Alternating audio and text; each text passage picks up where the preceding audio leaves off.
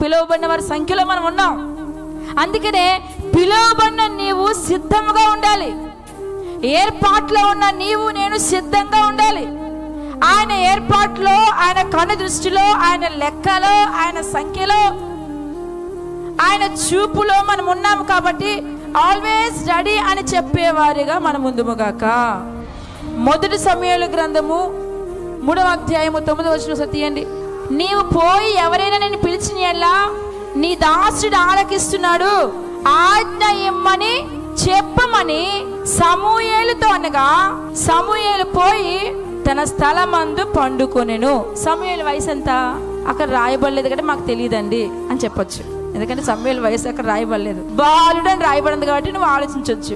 బాల్యములో ఉన్నాడు అంటే చిన్నవాడు, మేబీ ఒక 7-8 ఏళ్ళ వయసు అనుకో. పాలు విడిచిన తర్వాత వచ్చాడు, కొంతకాలం పెంచాడు, ఇప్పుడు బాలుడు, మాట్లాడుతున్నాడు, అర్థం చేసుకునే శక్తి ఉంది. ఇప్పుడు ఒక 7-8 ఏళ్ళ వయసు ఉంది, బాలుడుగా ఉన్నాడు. ఈ బాలుడు ఏం చేయాలి? దేవుని స్వరాన్ని గ్రహించాలి. ఇక్కడ ఏలి అంటున్నాడు, నువ్వు వెళ్ళి పడుకో. ఈసారి గనక దేవుని స్వరం వినిపిస్తే ఏం చెప్పాలి? ఆలకిస్తున్నాను, ఆజ్ఞ ఇమ్మని చెప్పు అని నేర్పిస్తున్నాడు. ఎవరు?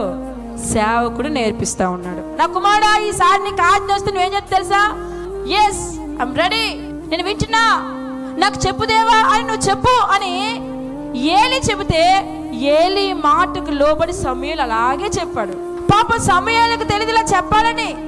ఎందుకంటే సమూయేలు బాలుడు, చిన్నవాడు కాబట్టి తనకి ఏం చెప్పాలో తెలియలేదు. అందుకే ఈ యొక్క దేవుని సేవకుడు ఏలి గ్రహించి, నా కుమారుడా, ఈసారి నీకు కనుక ఒకవేళ పిలిస్తే నా యజమానుడు సిద్ధంగా ఉన్నాను, నేను ఆలకిస్తున్నానని చెప్పు అంటే, సేవకుడు ఏమి చెప్పాడో అలాగే పాటించాడు సమూయేలు.